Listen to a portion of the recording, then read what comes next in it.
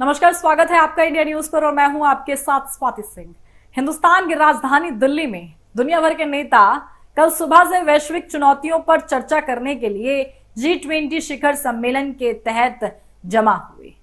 G20 की अध्यक्षता कर रहे हमारे देश के लिए ये 2 दिन काफी ऐतिहासिक होने जा रहे हैं, 9 और 10। लेकिन क्या ऐसा पहली बार है जब भारत किसी ऐसे अंतरराष्ट्रीय सम्मेलन की मेजबानी कर रहा है?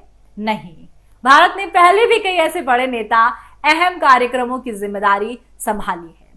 भारत के इतिहास और विकास की राह में ऐसे कई बहुपक्षीय सम्मेलनों, आयोजनों और शिखर सम्मेलनों की मेजबानी दर्ज हुई है।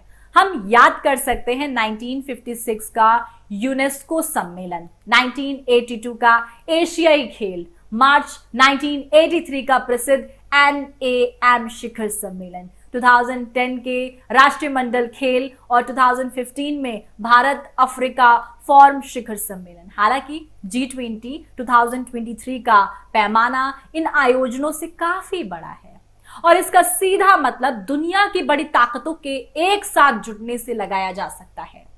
पहली बार संयुक्त राष्ट्र सुरक्षा परिषद के सभी स्थानीय सदस्य, जिन्हें P5 देश कहा जाता है, एक ही समय में नई दिल्ली में होने जा रहे हैं। हालांकि चीन के राष्ट्रपति शी जिनपिंग और रूस के राष्ट्रपति व्लादिमीर पुतिन ने शिखर सम्मेलन में भाग नहीं लेने का फैसला किया, लेकिन उनकी ओर से आए प्रतिनिधि इस बैठक में हिस्सा जरूर लेंगे। भारत के लिए अब सवाल कई हैं कि भारत के लिए क्या, कितना, क्यों ये इतना महत्वपूर्ण G20 होने वाला है। इन सवालों के जवाब आपके सामने रखे जाएंगे ताकि आप समझ पाएं कि भारत में जो G20 सम्मेलन आयोजित हुआ है इसके क्या मायने हैं। आपको बता दें, बटी हुई दुनिया को एक मंच पर लाना और सहमति बनाना G20 शिखर सम्मेलन का एक खास मकसद उन देशों को एक मंच पर लाना है जिन्हें विकासशील देश कहा जाता है। ऐसे में चुनौती अलग अलग मुद्दों को लेकर रही खींचातान से जुड़ी है। रूस यूक्रेन संघर्ष ने G20 को काफी प्रभावित किया है और भारत के लिए सबसे बड़ी चुनौती इसे पटाना और सभी देशों को एक करना है।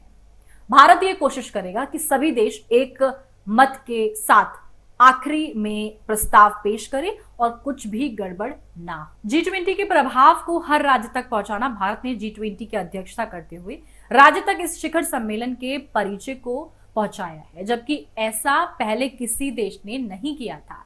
इंडोनेशिया ने लगभग 25 बैठकें आयोजित करके यही अप्रोच तय की थी, लेकिन भारत के 50 से अधिक स्थानों पर 200 से अधिक बैठकों ने आकर और पैमाने में एक नया खाका तैयार किया। हालांकि कुछ आलोचकों का मानना है कि ऐसा लोकसभा चुनाव 2024 को ध्यान में रखते हुए किया गया है। G20 के अगले अध्यक्षों के लिए सेट हो के ये मुद्दे शिखर सम्मेलन के दौरान अध्यक्षता करते हुए भारत विभिन्न मुद्दों पर चर्चा का पैमाना सेट कर रहा है। इसमें डिजिटल मुद्दे, यहां तक कि जेंडर से जुड़े मुद्दे, आपको डेवलपमेंट की बात, बहुपक्षीय सुधार, जलवायु परिवर्तन, स्वास्थ्य और भविष्य की महामारी और टेक्नोलॉजी से जुड़े मुद्दों पर चर्चा संभव है। बैठक में शामिल हो रहे नेताओं को इन मुद्दों पर बेहतर फैसले करने होंगे ताकि ब्राजील और दक्षिण अफ्रीका, जिन्हें अगली मेजबानी करनी है, उनके लिए आसानी पैदा हो जाए। अविकसित दुनिया के नेतृत्व में भूमिका भारत ने लगभग G20 की अध्यक्षता के दौरान विकासशील और अविकसित दुनिया का नेतृत्व करने का बेड़ा उठाया हुआ है।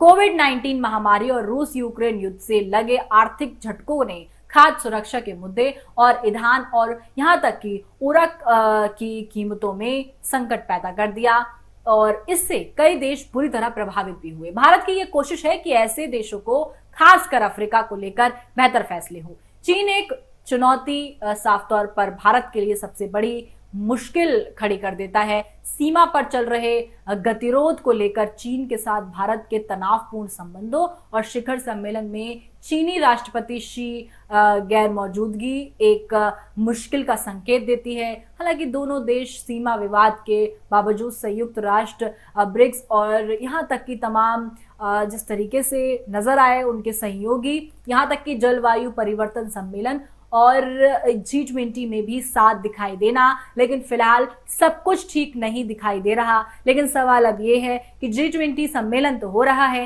भारत में हो रहा है, भारत की उम्मीदें कई हैं और साफ तौर पर जिनके सॉल्यूशन, जिन समस्याओं के सॉल्यूशन निकालने हैं, नजरें टिकी हैं कि भारत को क्या कुछ मिलता है। G20 की तमाम अपडेट के लिए आप हमारे साथ बने रहें और देखते रहें इंडिया न्यूज। धन्यवाद।